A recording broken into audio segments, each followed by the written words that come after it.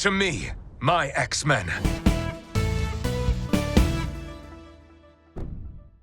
Welcome to 5 Points of Articulation. With X-Men 97 finally streaming, I'm going to be celebrating with a slew of X-Men videos all season long. Today I'm kicking things off with the Marvel Legends X-Men 97 Cyclops. Starting with the packaging, and the last time we looked at this blister card was with Wolverine. We've got the X-Men 97 logo in one corner, a group shot of characters here, not including Cyclops, and then Cyclops over here. As for how much that Cyclops looks like that drawing is a conversation for the next category, but flipping around we see a digital render here, and other characters in the wave. On the one hand, doing blister cards does feel like a workaround for not having to include a Build-A-Figure piece, because that's exactly what it is, but I'd be a liar if I said that seeing these versions of these characters on a blister card doesn't bring me back to childhood, which, let's be honest, is the entire point of this series. Well, that and giving Marvel Studios a dry run with the X-Men before committing to live action. For packaging, I'm giving Cyclops 5 points. Moving on to presentation, and Scott's Slim Summer stands at 6.5 inches, and is mostly reuse of the VHS version. The only difference is that this one doesn't have cell shading. Unlike previous 90s Cyclops figures by Hasbro where all the straps are floating pieces, these ones are actually attached to the torso. That means they're not flip-flopping around. This is especially appreciated when we get to the legs and the boots. Not only was it bulky and obvious on the original, but those straps were notoriously always falling down. In that regard, it's nice to have a Cyclops you can just play with without having to fix every few minutes. The other benefit to this figure is the bulk. Early Cyclops figures were built off of the Bucky cap mold, which was fine for a while, but now is kind of out of date. This one is built off of the new Vulcan body, which benefits from being a bit broader, and also pinless. That said, there is one downside to Vulcan I really do hope that Hasbro addresses at some point: the sculpted on glove line, which for Vulcan is great, but for other characters really shouldn't be there. Once you see it, it's really hard to unsee it. Otherwise, I love the body frame and proportions of this figure, and the X logo is nice and crisp. Same with the one on the belt. Flipping them around, we see the rest of those straps, and a hint at how they are going to affect articulation. A lot of collectors got the VHS version and then just used acetone or paint thinner to get rid of the cell shading, but I'm glad I waited. With all that being said though, let's talk about the head. The broad strokes are definitely there. I think the issue is that too much of his face is exposed, so it looks softer and less angular. I'm also not all that sold on that smirk. One criticism I've seen is that the visor is metallic and doesn't exactly match the yellow, but that doesn't bother me. As someone who would want to use this on their comic shelf, I do wish that the hair was a bit more detailed, but again, it's meant to be the cartoon, so I get it. If you happen to have the Love Triangle 3-pack, that head looks pretty good. The blues aren't a perfect match, but close enough, and then that way you get that comic style hair. The only issue is that the peg hole is bigger, so it kind of turns him into a bobblehead. In general, I'd say I don't exactly love this head, but it's hardly the worst Cyclops face sculpt in my collection. Docking him just a little bit for the face, and for presentation I'm giving Cyclops 4 points. Moving on to posability, and despite the new pieces, this body does share a lot of parts with Vulcan, so some of that articulation is going to be familiar. From the top, and Scott's head's in a ball joint and a disc swivel. Thanks to the extra range that affords, he can look all the way up and really bury the chin. He does have a little bit of tilt, but it's really just more of a wiggle, but of course no trouble looking all the way around. Moving on down, he has swivel hinge shoulders, allowing his arms to raise over 90 degrees. He's also got forward and back thanks to this butterfly joint, and then moving down the arm he's got bicep swivel, pinless double jointed elbows with a great bend, and then at the end of the arms he's got wrists that can swivel and hinge up and down. Moving to the middle, and Cyclops has an ab crunch and a waist swivel, and thanks to the straps being sculpted in, they're not going to get in the way. Well, except for this part. He can arch back this far, which is decent, but again, had these nubs been moved a little bit higher, he would have gotten more of a bend. The hunch forward, however, is flawless and shows why an ab crunch will always beat a diaphragm. Of course, the benefit to a diaphragm is tilt, which Cyclops doesn't have, but at least he can swivel. Below the X emblazoned utility belt, and he has ball-jointed hips. Those allow for a near 90-degree kick and about a 45-degree angle spread. Traveling down the legs, he has a thigh cut beautifully hidden by these sculpted-in straps. Again, pinless double-jointed knees. Boot cut also nicely hidden by the strap. And ankles that can hinge. And like Scott, flip-flopping back and forth about leaving the team every time Jean bats her eyelashes.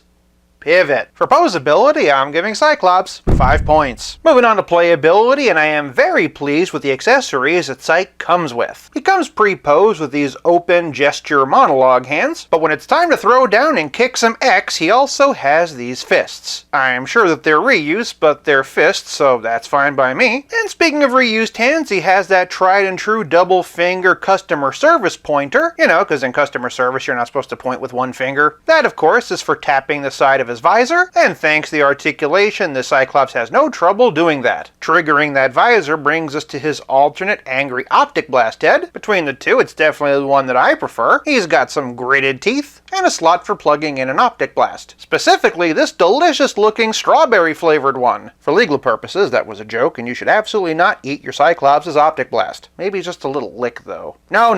It plugs in like so, and voila! It's a small thing, but it makes a huge difference and adds so much display potential. Though I should probably point out it's the same optic blast that came with the X Factor version. But playability is more than just accessories, it's also about how well your figure plays with others. Starting with my Summers collection, and my earliest Jim Lee Cyclops is this old 1997 one by Toy Biz. I missed out on Hasbro's original Jim Lee Cyclops, but I do have this one from the Love Triangle 3-pack.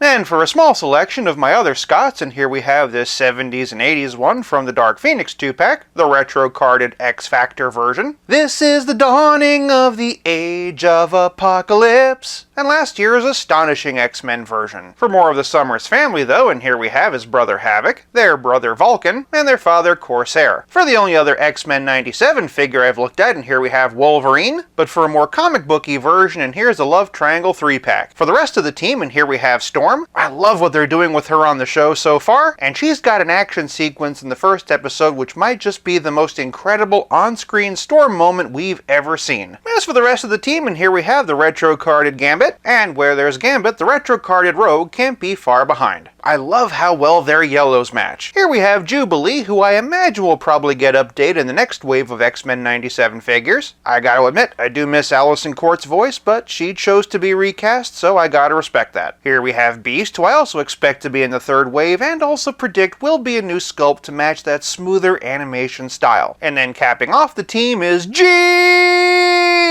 Here's the Love Triangle 3-pack version, and here we have the Dark Phoenix version. Phoenix brings us to the Hellfire Club, which brings us to Scott's other love interest, Emma Frost, the White Queen. Moving over to some villains, and here's Magneto, the Master of Magnetism. So far, what they're doing with him on the new show is fantastic, and I can't wait to talk about him more in my next video. Otherwise, and here we have Mr. Sinister, who's rumored to be the main villain of the new series. Next up is the 80 Years Juggernaut with that animated series style color scheme, and the retro card animated series style Apocalypse. For where it all began, and here's Cyclops with Professor Xavier. For a relative scale comparison, and here he is with Pizza Spidey and the Spectacular Spider-Man. And as always, here he is with Stealth Iron Man. You know, you and I are actually a bit alike. Oh? Yeah. We both have red unibeams. The first episode of X-Men 97 has some of the best Cyclops action we have ever seen. With that being the case, I am so glad that they included his optic blast, and minor stylistic changes aside, he looks great leading your team. For playability, I'm giving Cyclops 5 points. This leaves us with nothing left to discuss but the price. At $25, this is the same price as a Build-A-Figure wave, but without a Build-A-Figure. That said, after the Chod Wave Cyclops came with nothing but a pair of hands, I can't pretend I'm not happy with this. And only 2 episodes into the new season, I'm pretty darn happy with that too. For price, I'm giving Cyclops 5 points, averaging to a grand total of 4.8 out of 5. Have you watched X-Men 97 yet? And if so, what do you think? Sound off in the comments below. If you like this video, check out one of these. Thank you so much for watching. I'll be back again real soon, but until then,